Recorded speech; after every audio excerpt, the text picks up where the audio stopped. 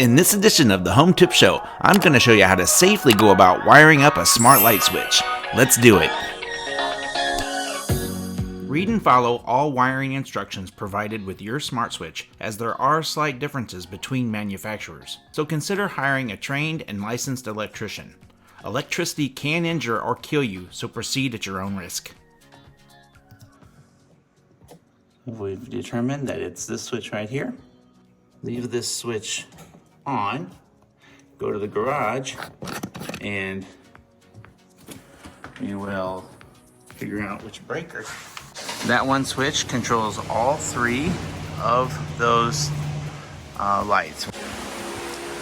So I believe it is front foyer, dining room lights. Trace that over. Looks like it's on a 15 amp.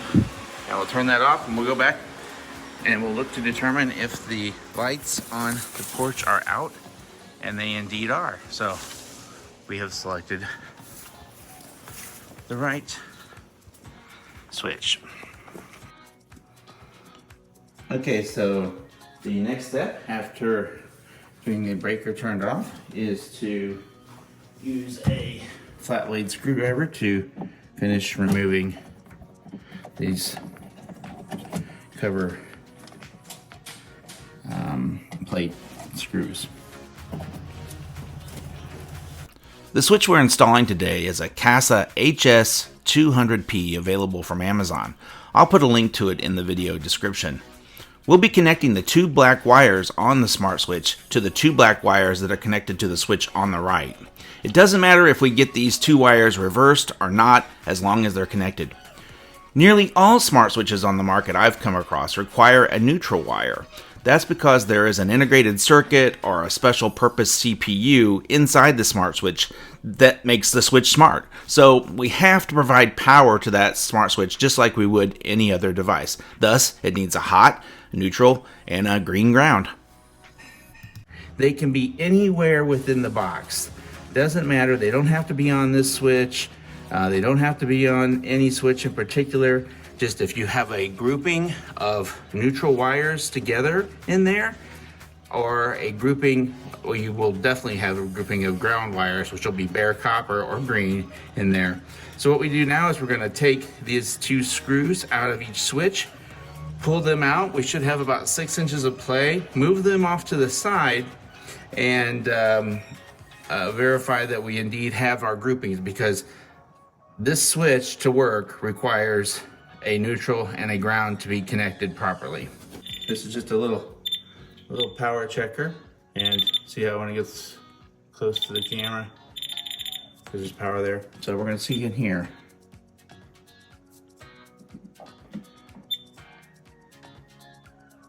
So that looks pretty good. The little blink every now and then I don't worry about. It's that solid blinking.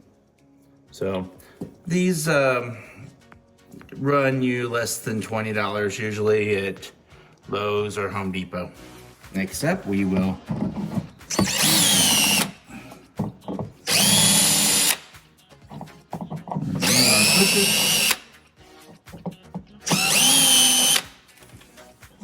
this right one is the one that we are going to be most concerned with today.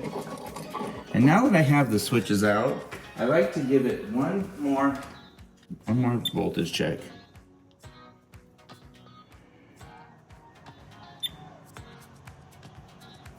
So we should be good on every wire in there.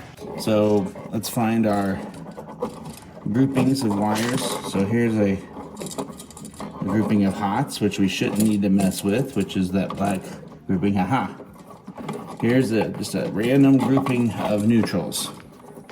So we're gonna wanna undo this and connect our, after we get the switch out, connect our white wire to this, and then there should be in there somewhere a grouping of copper wires, and yeah, there is.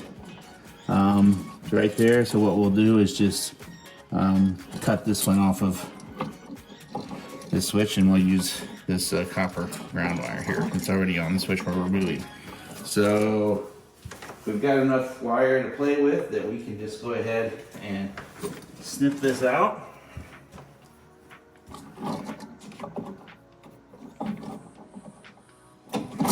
Ooh, those are going bad. They're getting dull. All right. Okay, so our first step will be to disconnect this neutral grouping. Again, these neutrals they don't have a lot to do with the switch. We can just, if you can find a grouping of neutral wires, use that. That's all you need. So, wrap our wire around it and see if this one will work for this. So with the copper, we are going to use the old copper wire that went to the switch, the ground, and just go right to the green with it. Make sure I have 6 inches of play and just wrap that around that and then put a wire nut on it. We'll put a wire nut on there. Again, I usually know it's tight enough when after I screw it on, if the wires start to wrap around themselves 2 or 3 times, I consider that tight enough. All right, now our 2 load and line wires. Again, it doesn't matter which way these are hooked up in this situation.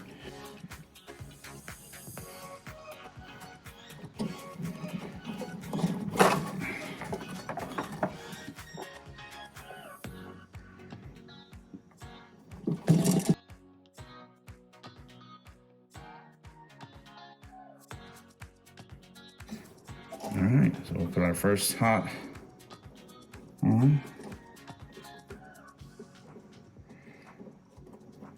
Just cut off any extra copper that we've got there. And let's go ahead and put a wire nut on it first.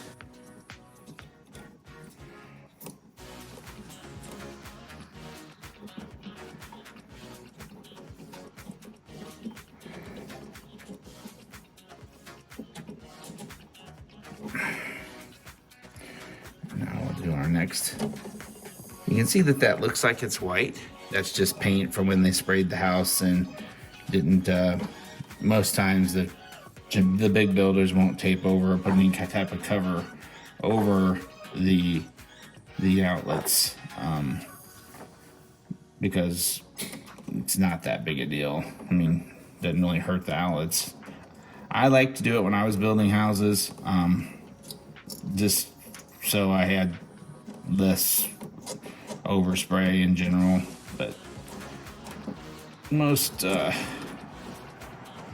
painters don't worry about it. Most electricians don't care about it. My goal here is that my porch lights automatically turn on at sunset and turn off at sunrise as a deterrent for any criminals.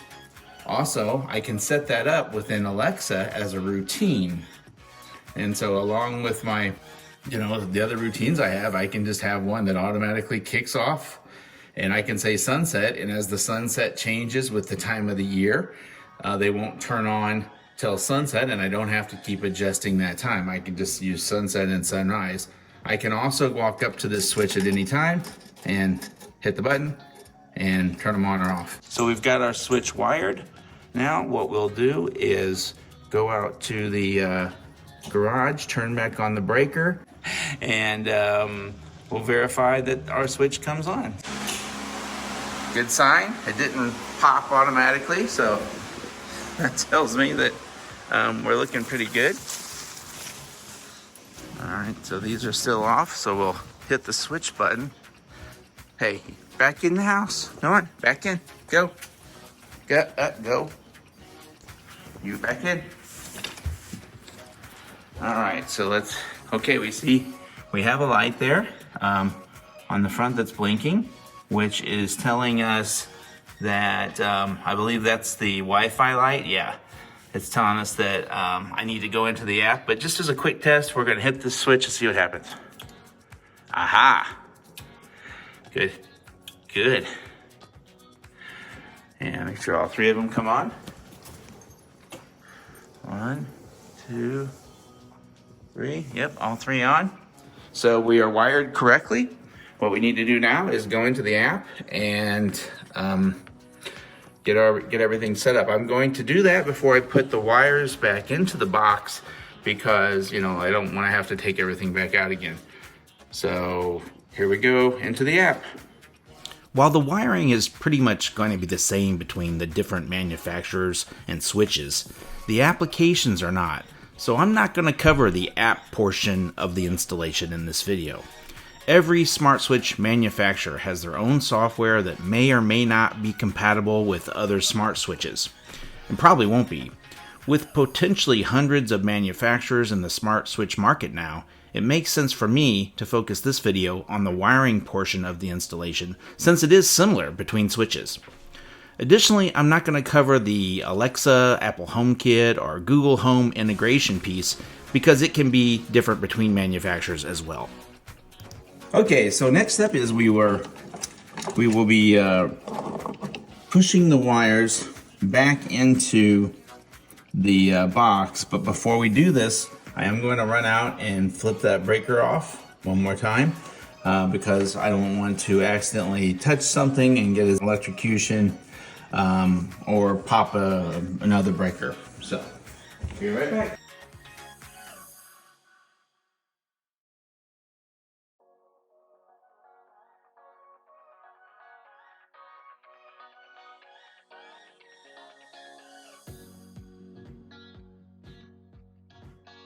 You don't want to tighten the switches down too tight.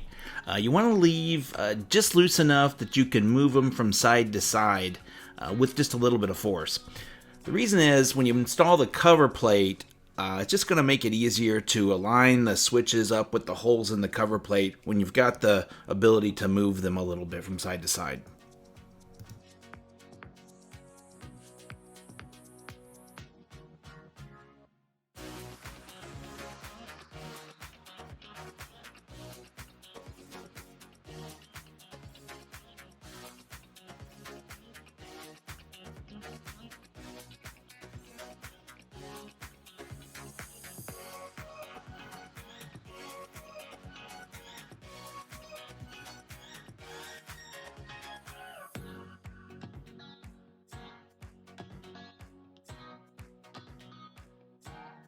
Note that this is a different cover plate. Most smart switches on the market require what is referred to as a decorator cover, which has a much larger rectangular cutout in the cover for the smart switch than a traditional switch cover does. You can purchase these in any configuration you want, mixing and matching to fit your switch needs. I purchased this one when I bought the smart switch from Amazon. One tip I recommend is to buy your new cover with the same or slightly larger outside dimensions as the cover you are replacing. This will help cover any potential drywall damage or paint mismatches. Alright, let's see how we did. The breaker's back on and we'll go for our test. Got 2 lights there, that's a good sign. That tells me Wi-Fi is connected. And there's my button. Boom, lights, camera, action. Alright, so does my foyer lights work for the chandelier, and that's going to be nice. That's going to be very nice. Thank you for watching the Home Tip Show. If our videos have helped you do something, provided entertainment, or increased your do-it-yourself skills, you can show your appreciation by, first, hitting the subscribe button. Subscriptions are very important to us and make this channel possible, so please consider subscribing to the Home Tip Show. Second, if you like this video, hit the thumbs up button. This tells the YouTube algorithm that the video is liked, thus it will prioritize it higher in their search results. Third, you can also ring the bell button, which will remind you within YouTube when we publish new videos. Finally, if you have any comments, questions, or input on this video, or would like to make suggestions for future videos, leave a note in the comments section or email us at thehometipshow@gmail.com. We read and respond to all comments and emails.